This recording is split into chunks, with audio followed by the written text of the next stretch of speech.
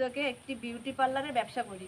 কতিপয় কিছু অসাধু ব্যক্তি ১ নম্বর ইউনুস আলীর পিতা হাকিমউদ্দিন, দ্বিতীয় তোফাজ্জল হোসেন পিতা সোহরাব হোসেন, তাদের সহযোগী আরও ৪-৫ জন, উভয়ে গ্রাম বাটরা, গোপালপুর, বড়াইগ্রাম, নাটোর।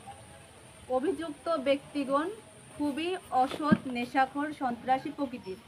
আমার স্বামী প্রবাসী থাকার অভিযুক্ত ব্যক্তিগণ আমাকে দেখে মাঝে মধ্যে কুপ্রস্তাব দেয়। আসছিল তারপরে কি হলো? তদন্ত আসার পরে উনি আমার নামে আরেকটা মামলা করে। আমি সৌদি প্রবাসী রেজাউল করিমের ওয়াইফ। আমার হাজবেন্ড দেশের বাইরে থাকে। আমার নাম মোসাম্মদ সাবেরা ইয়াসমিন। আমি সাংবাদিক সম্মেলনের ওনাদের এর বিরুদ্ধে অনৈতিক প্রস্তাবের রাজি না হওয়ার, মারপিট, প্রশাসনের হুমকি ও মিথ্যা সংবাদ প্রচারের বিরুদ্ধে সম্মেলন। আমি মোসাম্মদ সাবেরা ইয়াসমিন, আমি রেজাউল করিম, গ্রাম বাটরা, গোপালপুর, বড়াইগ্রাম, নাটোর। আমি একজন প্রবাসীর স্ত্রী। আমি নিউ উদ্যোগে একটি বিউটি পার্লারের ব্যবসা করি। কতিপয় কিছু অসাধু ব্যক্তি ১ নম্বর ইউনুস আলীর পিতা হাকিমউদ্দিন, দ্বিতীয় তোফাজ্জল হোসেন পিতা সোহরাব হোসেন, তাদের সহযোগী আরও ৪-৫ জন, উভয়ে গ্রাম বাটরা, গোপালপুর, বড়াইগ্রাম, নাটোর। অভিযুক্ত ব্যক্তিগণ খুবই অসৎ, নেশাখোর, সন্ত্রাসী প্রকৃতির।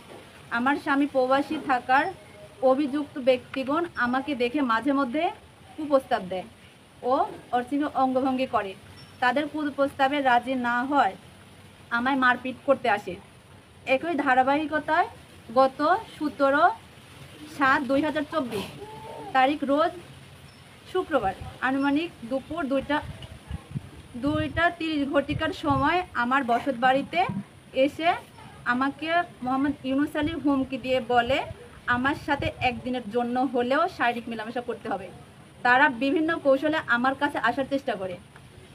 এমনকি তারা আমার বিউটি পার্লারে গিয়ে ভয়ভীতি দেখায় ও আশেপাশের লোকজনের কাছে আমার নামে মিথ্যা বদনাম করে। তাদের এইরূপ আচরণে আমার জানমালের নিরাপত্তায় ভুগছি। আমার স্বামী প্রবাসী থাকার তার অর্থ পাঠানোর খবর ইউনুস আলী এবং তোফাজ্জল হোসেন জানত। তারা টাকা ধার চাইতো, না দিলে আরও ক্ষিপ্ত আচরণ করত। ঘটনা 19/7/2024 তারিখে রোজ শুক্রবার অভিযুক্ত আমার বাড়িতে আসে এবং 1 লক্ষ টাকা চাঁদার দাবি করে। আমি তা দিতে অস্বীকার করলে প্রাণনাশের হুমকি দেয় ও বদনাম করে, মিথ্যা নিউজ প্রকাশ করে। আমাকে চরিত্রহীন সাব্যস্ত করার জন্য যা যা নোংরা কাজ করা লাগে তাই করবে মর্মে সাক্ষীদের সামনে ঘোষণা দেয়। গত 4/8/2024 তারিখে সানশাইন পত্রিকায় আমার নামে মিথ্যা নিউজ প্রকাশ করছে। আমি 21/7/2024 তারিখে বড়াইগ্রাম থানায় একটা অভিযোগ করি, কিন্তু থানার কর্তৃপক্ষ পর্যন্ত কোনো ব্যবস্থা নেয় নাই। গ্রাম প্রধানগণ সালিশের মাধ্যমে মীমাংসা আশ্বাস দিলেও তা বাস্তবায়ন হয়নি।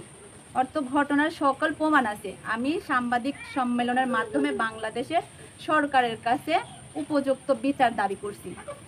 আমি এই বিচার চাই। হ্যাঁ, তদন্ত আসছিল। তারপরে কি হলো? তদন্ত আসার পরে উনি আমার নামে আরেকটা মামলা করে।